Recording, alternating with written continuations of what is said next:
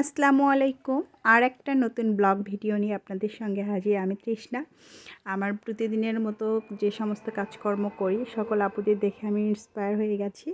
আর সেখান থেকে আমার ইউটিউবে নতুন প্রথম জার্নি শুরু হচ্ছে। কিভাবে কথা বলতে হয়, কিভাবে ভিডিও মেক করতে হয়, আমি অনেক কিছুই জানি না। তারপর যতটুকু জানি ততটুকু নিয়েই স্বাভাবিকভাবে আপনাদের সঙ্গে নতুন পথ চলা শুরু করে দিলাম।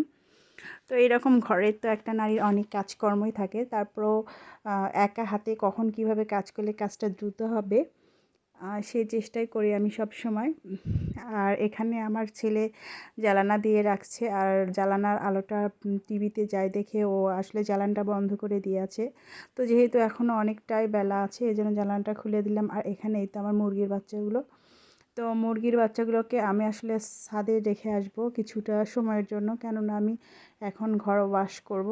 কারণ মুরগির বাচ্চাগুলো একটা শপে করে রাখতে হয়, এটা আমার একটা সাইডের ঘর।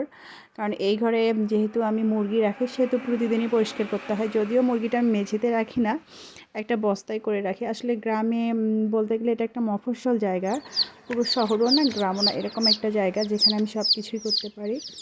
তো আসলে মুরগি পালাটা আমার একটা অনেক দিনের শখ বলতে পারেন। আমি দেখি অনেক আপুরে পালে, আর সেখান থেকে আমারও খুব পালতে ইচ্ছে করে। আর এগুলো সব দেশি মুরগির বাচ্চা।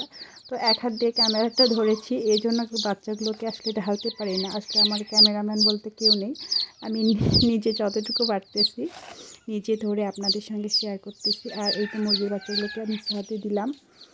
আর ছাদে আমি কি লাগিয়েছি, যদিও আমার ছাদটা তেমন বিশাল বড় স্পেস নিয়ে নয়। আর আমার ছাদে আশেপাশে প্রচুর গাছপালা রয়েছে। এই তো আপনারা দেখতে পাচ্ছেন যে বাঁশঝাড় রয়েছে, যার কারণে আমার ছাদটা অনেক বেশি রোদ না পড়লেও যতটুকু পড়ে ততটুকু থেকে আমি গাছ লাগিয়েছি। তো কী গাছ লাগিয়েছি তাও দেখাবো ইনশাল্লাহ। তো শীতকাল অলরেডি চলে এসেছে, আর শীতকাল আসাতে আমার বাসার সামনে দিয়ে অনেক ফুলের গাছ নিয়ে যাচ্ছিল। তো আসলে তেমন কোনো আমার কাছে টাকা ছিল না, তাই এই ফুলের গাছ 3টে আমি নিয়েছি। আর এই যে বাঁশঝাড়, প্রচুর বাঁশঝাড়, যেখানে বাঁশঝাড়ের জন্য আমি তেমন কিছুই করতে পারি না। আমার মুরগি এখানে আরেকটা আছে, ওগুলো ছাদে, ওগুলো আমি নতুন ফুটিয়েছি। আর এগুলো প্রায় 1 মাস প্লাস বয়স হয়ে গেছে। আর নিচে আছে এই তো, এগুলো আমি বন্ধ করে পালি, কারণ এখানে এত বেশি কুকুর বিড়ালের উৎপাত যে আসলে বন্ধ করে পালতে হয়। আর এই যে এখানে নতুন মুরগি কিনে এনেছি, যেহেতু এগুলো নতুন, তো এই জন্য এগুলোকে আমি একটু দেখে শুনে রাখতে হয়, দেখে সময় বের করে ছেড়ে দেওয়া হলো। আর এখানে এই মুরগির বাচ্চাগুলোও কিন্তু আমারই বাচ্চা, মুরগির বাচ্চা এগুলো, 2 মাস প্লাস হবে বয়স। তো এদেরকে সারাদিন ঘুরে ঘুরে দেখতে হয়, কেননা কুকুর বিড়ালের এত বেশি অত্যাচারী দিকে যে একটু বেখেয়ালি হলে ওদেরকে ধরে নিয়ে খেয়ে দেয়। তো কষ্টটা পরিশ্রমটা তো বৃথা চলে যায়।